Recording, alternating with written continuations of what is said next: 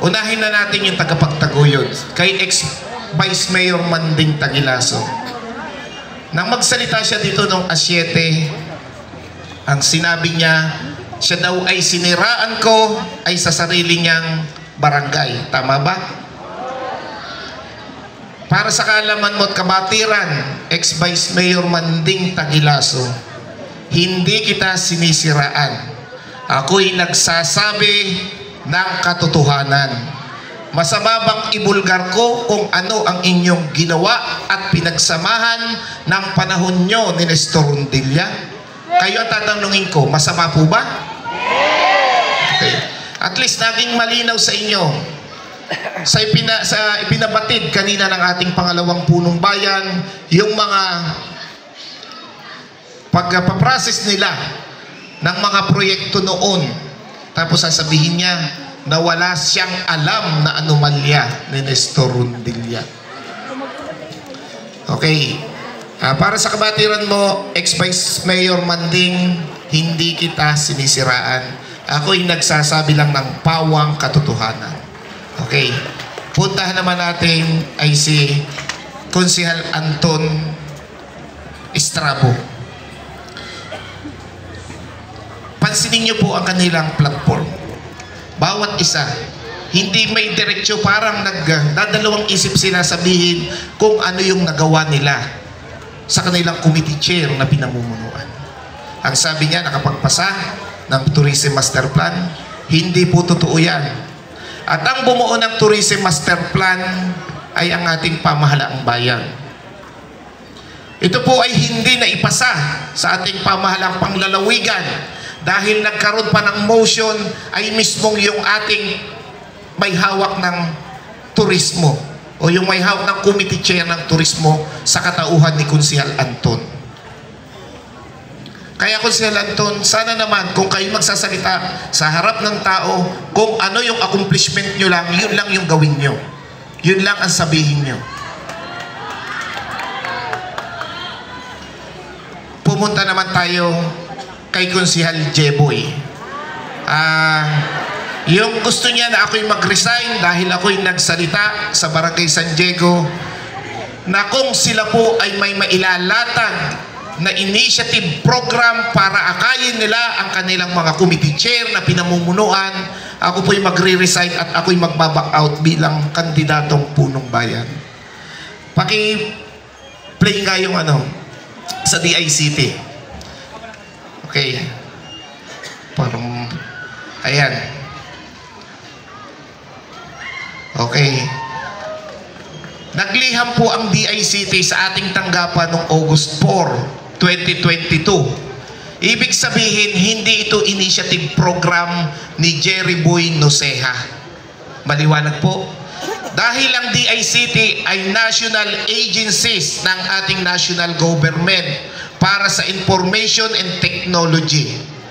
Bakit aakuin niya na yan ay isang programa niya na isinulong niya sa bayan ng Louisiana?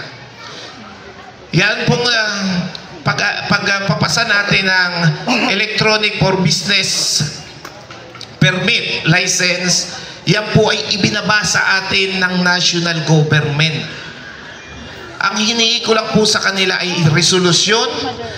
Dahil sa bago pa lang yan, hindi ko pa alam na yun ang plano nila sa akin. Inilagay ko po siyang nakasisi sa mga lahat ng transaksyon ng DICT at ng local government.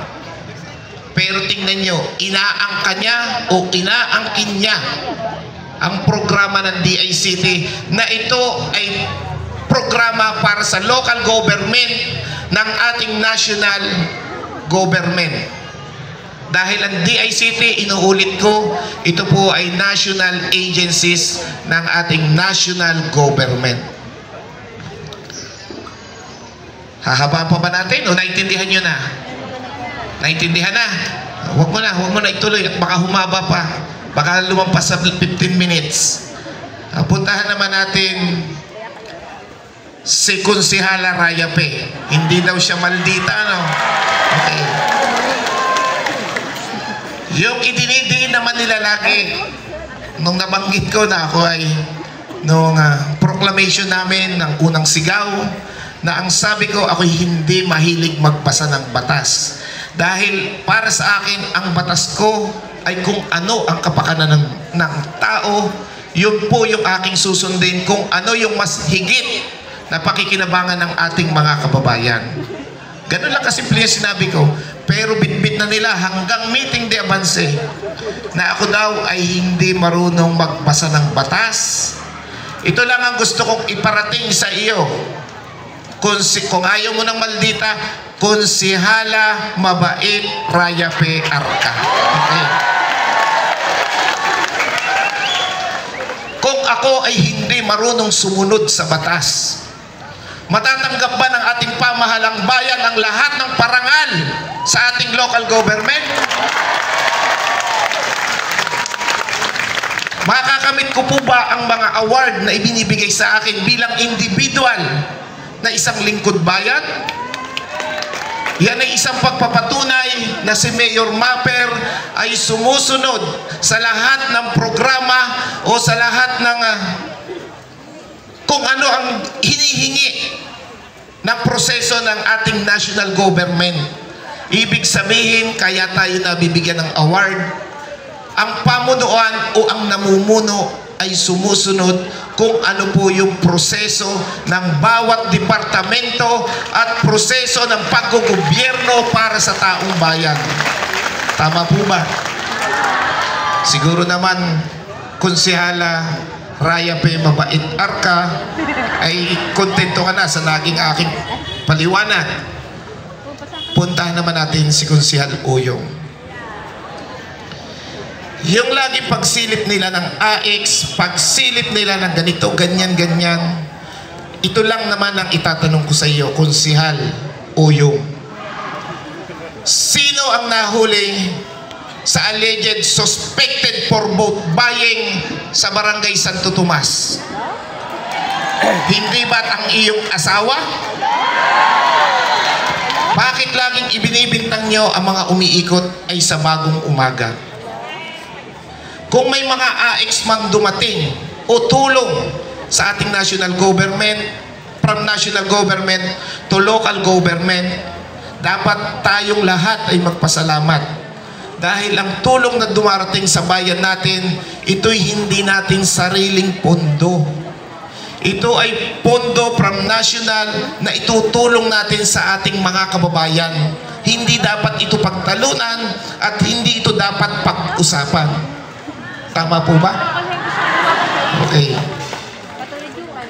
Puntahan naman natin si Engineer Jonices Acailar.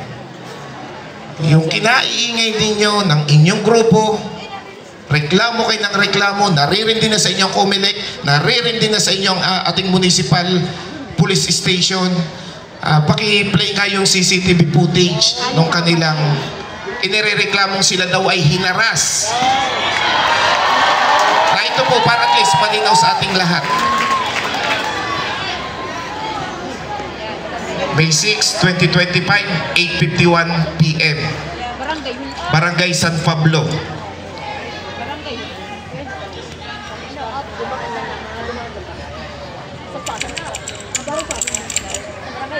Ayan. Ayan po, Barangay Hall yan ng San Pablo. Ng Barangay San Pablo. Ayan, 8:56 PM. Ay, hindi pala yun. Eh, nagpalis ka pala nga. Yung kalate Madi. Kalate Madi.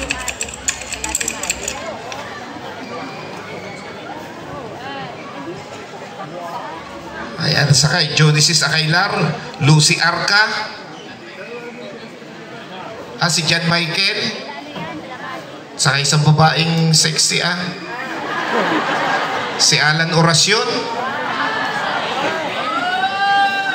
si John Michael.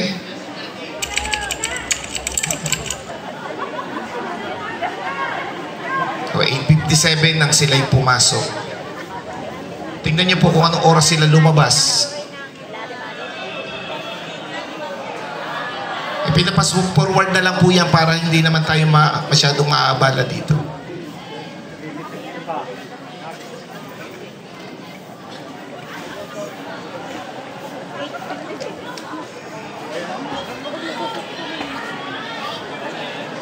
Masyado nyo naman kinakawawa bagong umaga. Parang ang nakaupong administrasyon ay kayo.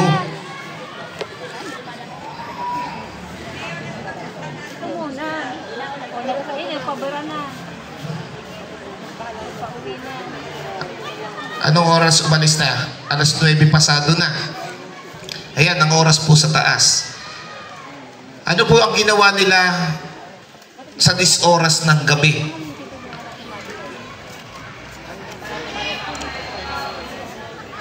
Ayan. 9:19.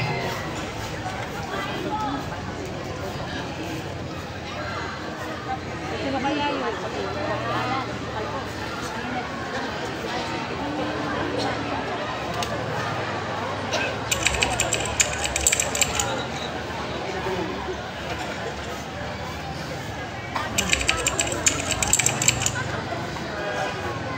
Tapos sasabihin nila magulo ang Louisiana, sila ay hinaharas, sila ay hinarang ng pulis.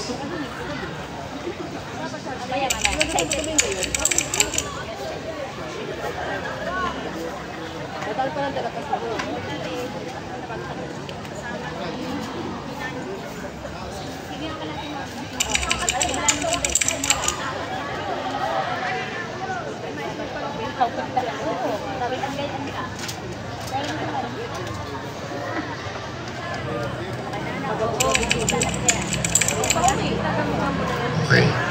O yan. Kayo na po ang bahala mag-isip. Pero sino ang maligalig? Ang sinasabi, hinaharas sila ng kalaban nila sa politika. At ang itinuturo pang suspect ay si Glady. Yung sekretary ni Konsyal Hans na babae. Ayan, ganyan lang po kasimple. At least, maunawaan nyo kung ano yung nangyayari sa bayan natin. Si Mayor Mapper, kahit ako nakaupo, ako yung patawa-tawa lang. Hindi ko na ho iniintindi kasi para lang ako nakikipaglaro sa bata. Okay. Okay na po. Puntahan na natin yung ating dating punong bayan. Ayan. Si Nestor Rondilla.